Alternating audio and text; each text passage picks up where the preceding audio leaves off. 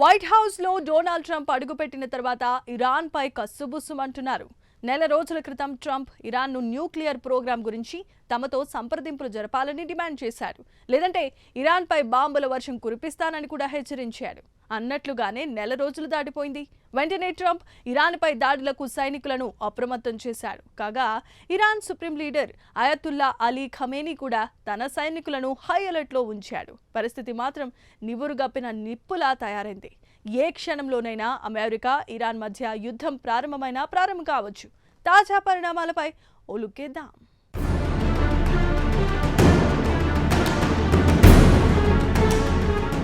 ప్రస్తుతం యావత్ ప్రపంచంలో ఎక్కడో ఒక చోట యుద్ధం కొనసాగుతూనే ఉంది. ముందుగా రష్యా యుక్రెయిన్ యుద్ధం ఒకవైపు కొనసాగుతుండగానే మరోపక్క ఇజ్రాయెల్ హమాస్ యుద్ధం మరోవైపు.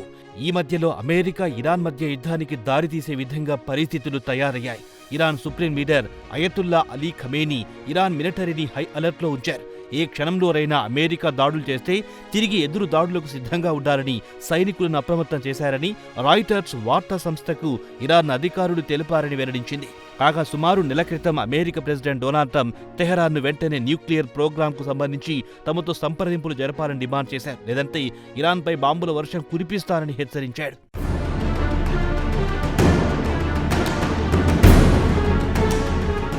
ట్రంప్ చెప్పినట్టే ఇరాన్తో కయ్యానికి కాలు దువ్వడానికి సిద్ధమయ్యారు. తమ మిలిటరీ బలగాలను ఇరాన్ సరిహద్దులకు తరలించారు. సుమారు 50,000 మంది సైనికులకు ట్రంప్ ఆదేశాలిచ్చిన వెంటనే ఇరాన్పై దాడులకు సిద్ధంగా ఉన్నారు. కాగా ట్రంప్ పెద్ద ఎత్తున పలు స్టెల్త్ బాంబర్స్ ను మిడిల్ ఈస్ట్ కు సమీపంలో చాగోస్ ఐలాండ్ కు తరలించారు. ఇక స్టెల్త్ బాంబర్ అంటే అత్యాధునిక టెక్నాలజీతో తయారు చేయబడింది. రాడర్లకు కానీ ఇతర సెన్సార్లకు కానీ చిక్కకుండా బాంబుల వర్షం కురిపించి తిరిగి గమ్యస్థానానికి చేరుకుంటుంది.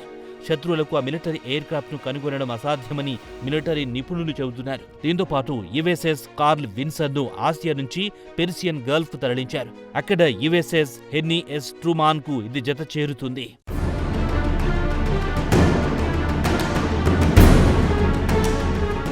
అమెరికాతో పూర్తిస్థాయి యుద్ధం ప్రారంభమయ్యే అవకాశాలున్నాయని ఇరానియన్ అధికారులు రాయిటర్స్ వార్తా సంస్థకు తెలిపారు. కాగా అమెరికాకు తమ పొరుగున ఉన్న దేశాల వద్ద తమ దళాలను మోహరించింది. అదే ఫైరింగ్ లైన్ అవుతుందని ఇరాన్ అధికారులు భావిస్తున్నారు. కాగా ట్రంప్ ప్రత్యక్షంగా చర్చలు జరపాలన్న డిమాండ్ను ఇరాన్ తిరస్కరించింది. అయితే ఇరాన్ చెప్పేదేమిటంటే తాము అమెరికాతో నేరుగా కాకుండా పరోక్షంగా ఒమన్ ద్వారా సంప్రదింపులు జరుపుతామని సూచించింది. పరోక్ష చర్చల వల్ల తమకు వాషింగ్టన్ సీరియస్నెస్ ఎంతో తెలుస్తుందని, దీంతో రాజకీయ పరిష్కారం కూడా లభిస్తుందా లేదా అనేది తేటతెల్లమవుతుందని ఇరాన్ అధికారి ఒకరు వివరించారు. ఇదిలా ఉండగా తెహ్రాన్ ఇప్పటికే Iraq, Kuwait, United Arab Emirates, Qatar, Turkey, బెహ్రాన్లకు అమెరికాకు ఎలాంటి సహాయ సహకారాలు అందించరాదని వార్నింగ్ ఇచ్చింది. మీ భూభాగాలను బేస్ చేసుకుని ఇరాన్పై దాడులు చేయడానికి అమెరికా యత్నిస్తోందని ఇరాన్ పైన తెలిపిన దేశాలకు వార్నింగ్ కూడా ఇచ్చింది.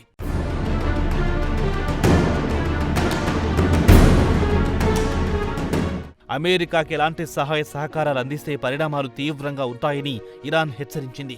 తమ supreme leader Ayatollah Ali Khamenei Iran మిలిటరీని కూడా అప్రమత్తం చేశారని ఆ అధికారి వివరించారు. ఇదిలా ఉండగా ఇజ్రాయెల్ న్యూస్ పేపర్ హర్టేజ్ సమాచారం ప్రకారం అమెరికా పెద్ద ఎత్తున సైనికులను పశ్చిమాసియాకు పంపిస్తోందని, దీంతో పాటు అదనంగా స్క్వాడ్రన్ ఫైటర్ జెట్స్ తో పాటు స్టెల్త్ బాంబర్స్, అతిపెద్ద మొత్తంలో ఆయుధాలను ఇటీవల వారాల్లో పశ్చిమాసియాకు తరలించింది. గతంతో పోల్చుకుంటే అదనంగా 50% ఆయుధాలను తరలించిందని ఇజ్రాయెల్ మీడియాలో పెద్ద ఎత్తున వార్తలొచ్చాయి. యుద్ధ విమానాలతో పాటు ట్రాన్స్పోర్ట్, రీఫ్యూయల్ ఎయిర్ క్రాఫ్ట్లు, అలాగే యూరోప్ లోని అమెరికా బేస్ లో ఉన్న ఫైటర్ జెట్స్ ను పెద్ద సంఖ్యలో వెస్ట్ ఏషియాకు తరలించింది. కనీసం 6 B-2 స్టెల్త్ బాంబర్స్, 3వ వంతు మిలిటరీ యుద్ధ విమానాలను అమెరికా హిందూ మహాసముద్రంలోని డైగో గార్సియా ఎయిర్ బేస్ కు తరలించింది. ఈ చిన్న దీవిలో పెద్ద ఎత్తున మిలిటరీని సిద్ధం చేసింది.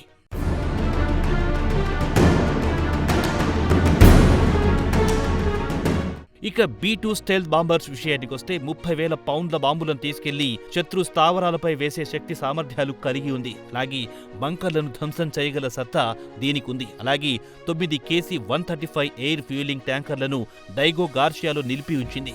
కాగా ఈ బేస్ల నుంచి అమెరికా, ఆఫ్ఘనిస్తాన్, ఇరాక్, యెమెన్లపై బాంబు దాడులు చేసింది. అలాగే 20 US మిలిటరీ కార్గో విమానాలను జపాన్, ఫోర్ట్ సిల్, ఒక్లాహమాల నుంచి పాంటియాడ్ థాడ్ మిసైల్స్, డిఫెన్స్ బ్యాటరీలను పెర్సియన్ గల్ఫ్ కు తరలించింది. అంతేకాకుండా అమెరికాకు చెందిన ట్రాన్స్పోర్ట్ విమానాలను ఎర్ర సముద్రంలోని డిజిమౌటి Saudi red sea airfield కు తరలించింది.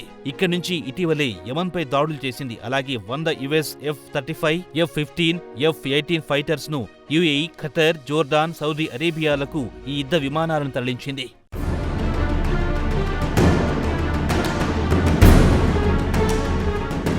ఇదిలా ఉండగా ఇరాన్కు చెందిన ఐఆర్జీసీ తాజా పరిణామాలపై స్పందించింది. సుమారు 50,000 అమెరికా దళాలు 10 మిలిటరీ బేస్లను ఇరాన్కు అత్యంత సమీపంలో సిద్ధం చేసుకుని కూర్చున్నాయని తెలిపింది.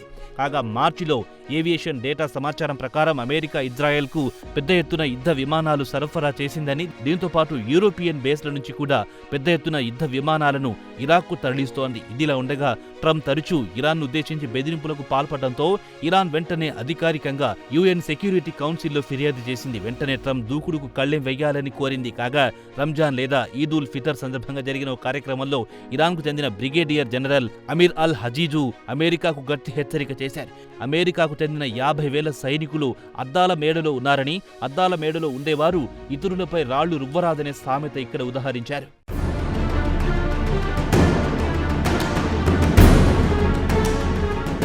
గత శనివారం నాడు ట్రంప్ ఎన్బీసీకి ఇచ్చిన ఇంటర్వ్యూలో ఇరాన్ అను ఒప్పందానికి సంబంధించి తమతో సంప్రదింపులు జరిపితే సరేసరని, లేదంటే తెహ్రాన్పై బాంబుల వర్షం కురిపిస్తాం, టారిఫ్తో శిక్షిస్తామని హెచ్చరించారు. ప్రస్తుత పరిస్థితులు చూస్తుంటే ఇరాన్తో అమెరికా యుద్ధానికి కాలు దువ్వేట్లే కనిపిస్తోంది.